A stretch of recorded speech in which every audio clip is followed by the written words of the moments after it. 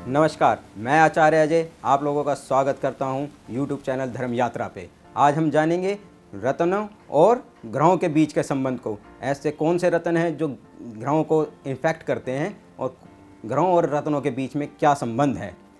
रत्नों और ग्रहों के बीच में बहुत गहरा संबंध है। हर एक के जीवन में तरंगों और रंगों का बहुत बड़ा महत्व है। जो ग्रहों से हमें तरंगे मिलती हैं और रत्नों से हमें रंग और वो तरंगे मिलती हैं जो आपके सीधे आपके शरीर के ऊपर असर करती हैं, आपके जीवन पे उसका इफ़ेक्ट आता है। तो हम 12 राशियों के लिए और आज जानेंगे कि कौन सा रत्न क्या कार्य करता है। सबसे पहले सूर्य के लिए माणिक रत्न को हमारे शास्त्रों में चिन्हित किया गया है। माणिक रत्न सूर्य के लिए पहना जाता है। जहाँ पे भी अगदी आपको लगता है कि आपकी कुंडली में सूर्य कोई प्रॉब्लम क्रिएट कर रहा है या कोई समस्या खड़ी हो रही है, तो सूर्य से रिलेटेड समस्याओं को हल करने के लिए आपको माणिक रत्न को पहनना जरूरी है। कन्या, तुला, मकर और कुंभ राशि वाले भूल कर भी इसे ना पहने, क्योंकि इससे आपको और परेशानी बढ़ सकती है। सिर दर्द और हड्डियों में दर्द की अगर आपको शिकायत होती है माणिक पहनने के बाद, तो आप उसको तुरंत उतार दें, क्योंकि ये उसके साइड इफ़ेक्ट हैं और आपके आने वाले जीवन में सर दर्द परमानेंट रह सकता है अगर आप माणिक को पहने रहते हैं। तो अब हम आते हैं चंद्रमा पे। चंद्रमा जैसा रंग वैसा काम।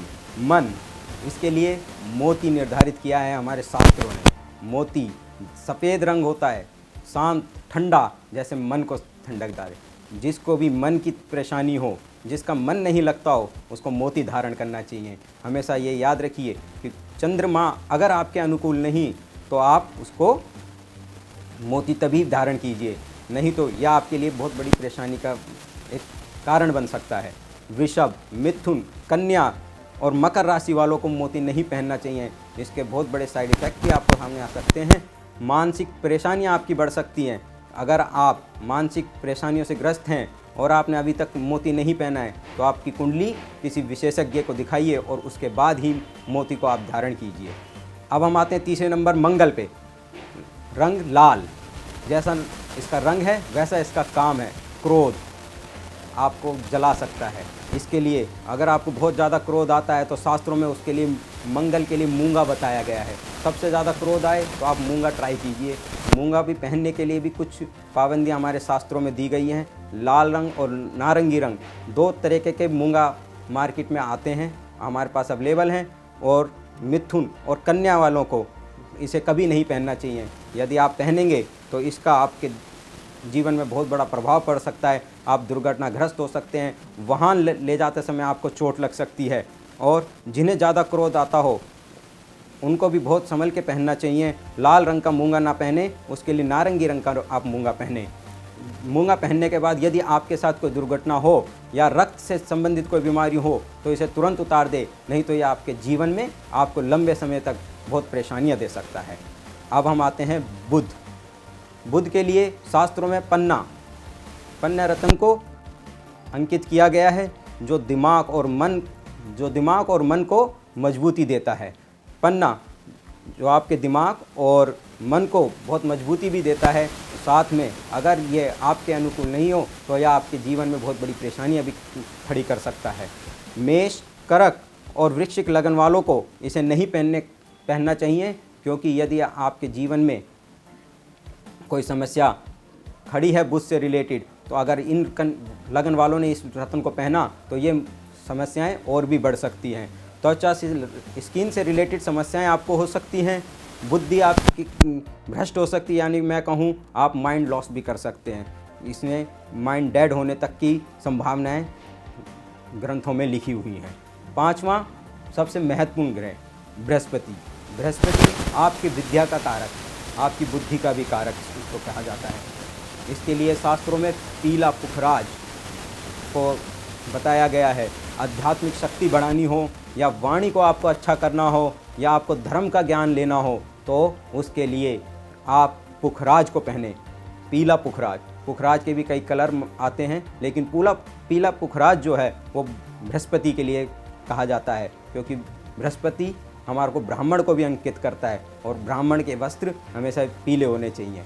इसलिए पीला पुखराज आपके जीवन को बदलने के लिए बहुत ही लाभकारी हो सकता है। ज्ञान की वृद्धि के लिए आप इसको पहन सकते हैं। जो बच्चों का मन पढ़ाई में नहीं लगता हो उनको पीला पुखराज पहनाइए, परंतु किसी विशेषज्ञ से परामर्श के बाद ही इसको लीजिए। वृषभ, तुला और मकर राशि वालों को और कुंभ राशि वालों को पुखराज को नहीं पहनना चाहिए। इसके और भी बहुत सारे साइड इफ़ेक्ट आ सकते हैं। पेट की समस्या हो सकती है, पेट में दर्द हो सकता है, और आपके ज्ञान, जो आप ज्ञान लेने की चाह रखते हैं, उससे भी आप विमुख हो सकते हैं। अब हम आते हैं शुक्र। शुक्र जो है आपके सौंदर्य, प्रेम, चमक और संपन्नता का कारक के लिए माना जाता है, और इसका जो रत्न है वो है हीरा। हीरा भी अपने आप में सौंदर्य, चमक और संपन्नता का प्रतीक है। हीरा महंगा है तो लोग, वैसे भी संपन्न आदमी ही उसको खरीद सकता है, तो संपन्नता का तो उसका प्रतीक वैसे ही वो हो जाता है अपने आप में। वृषभ, मिथुन, कन्या, तुला, मकर और कुंभ राशि वालों के लिए बहुत शुभ है, इसको धारण करना चाहिए। और कब, क्योंकि कुछ लोग फैशन के लिए हीरा पहनते हैं, तो उनके लिए खासकर ये चेतावनी दी जाती है कि अगर आप हीरा पहनने के बाद अगर आपके व्यवहारिक जीवन में कोई समस्याएं उत्पन्न हो रही हैं, तो आप हीरे को उतार दीजिए। हीरा आपके लिए नहीं बना है। कहते हैं लोग हीरा सदा के लिए है, लेकिन सदा के लिए तो हीरा है, लेकिन आपका जीवन उस हीरे के साथ नहीं है। मेष, कर्क, सिंह और वृश्चिक राशि वालों को हीरे को कभी टच भी नहीं करना चाहिए, उसे पहनना भी नहीं चाहिए, नहीं तो आपके व्यवहारिक जीवन में समस्याएं खड़ी हो सकती हैं। यदि आपके व्यवहारिक जीवन में समस्याएं पहले से उत्पन्न हैं तो हीरे को ना पहने। आप फैशन के लिए अमेरिकन डायमंड को पहन सकते हैं, जो हीरे से अलग होता है और कॉस्टली भी कम होता है। सातवां और सबसे महत्वपूर्ण और सबसे खतरनाक, आपके 9 ग्रहों में सबसे खतरनाक ग्रह शनि। शनि का नाम सुनते ही यादों के तो पसीने छूट जाते हैं कि शनि आ गया, साढ़े साथी ये। तो शनि जो है, शनि के लिए सबसे बेहतरीन रत्न एक ही है, वो है नीलम। नीलम, शनि जैसे खतरनाक ग्रह है, वैसे ही नीलम भी उतना खतरनाक रत्न है। अगर ये आपके अनुकूल नहीं हुआ तो आपके जीवन में इतना बड़ा संकट उत्पन्न कर सकता है। आपके जीवन को समाप्त करने की इसके अंदर क्षमता होती है, आपके व्यवहारिक जीवन को ख़त्म करने की इसके अंदर क्षमता होती है। सिंह लगन वालों को नीलम धारण नहीं करना चाहिए, क्योंकि ये आपके जीवन के लिए बहुत बड़ा संकट का कारण हो सकता है। इसको बाएं हाथ में पहने, चांदी और लोहे के साथ पहने। अब हम आते हैं 8वें, जो है राहु। सामान्य दशाओं में इसको नहीं पहनना चाहिए, जब राहु की दशा हो तभी इसका धारण करना चाहिए। आपको यदि लगे कि आपका बिजनेस या आपको कोई फाइनेंशियल लॉसेस हो रहे हैं, तभी इसको धारण करना चाहिए। जब यह आपके अनुकूल ना हो तो ही इसको पहने, अन्यथा यह आपके जीवन में बहुत बड़ा नुकसान कर सकता है। स्वास्थ्य और जीवन से बढ़कर कुछ नहीं। स्वास्थ्य और जीवन में उतार चढ़ाव अगर आपके आ रहे हैं गोमेद पहनने के बाद, तो इसको उतार दीजिए, किसी अच्छे ज्योतिषी से इसका परामर्श कीजिए और फिर इसको धारण कीजिए। अब हम आते हैं आखिरी और अंतिम, केतु। लहसुनिया को अंकित किया गया है, और जो केतु के लिए बहुत अच्छा रत्न है। अनुकूल हो तो पहने, अन्यथा ना पहने। जब दशा हो तो ही पहने, अन्यथा नहीं पहने। इसको कोई भी राशि वाले कभी भी धारण कर सकते हैं, इसमें कोई भी नहीं है। लेकिन यदि आपकी दशा केतु की नहीं हो तो इसको ना पहने, क्योंकि यह आपके जीवन में ये भी एक समस्या का कारण हो सकता है। आपको स्किन रिलेटेड प्रॉब्लम्स हो सकती हैं और स्नायुओं से रिलेटेड प्रॉब्लम्स आपको हो सकती हैं। यह आपके लिए बहुत खतरनाक साबित हो सकता है। इससे कई बार आपके फेफड़ों को भी प्रॉब्लम होती है। तो इसके लिए आप जब भी कोई भी रत्न धारण करें तो उसके लिए विशेष परामर्श लेके ज़रूर करें। शनि, राहु और केतु के लिए तो आपको 100% किसी से परामर्श लेना चाहिए और उसी के बाद इनको धारण करना चाहिए।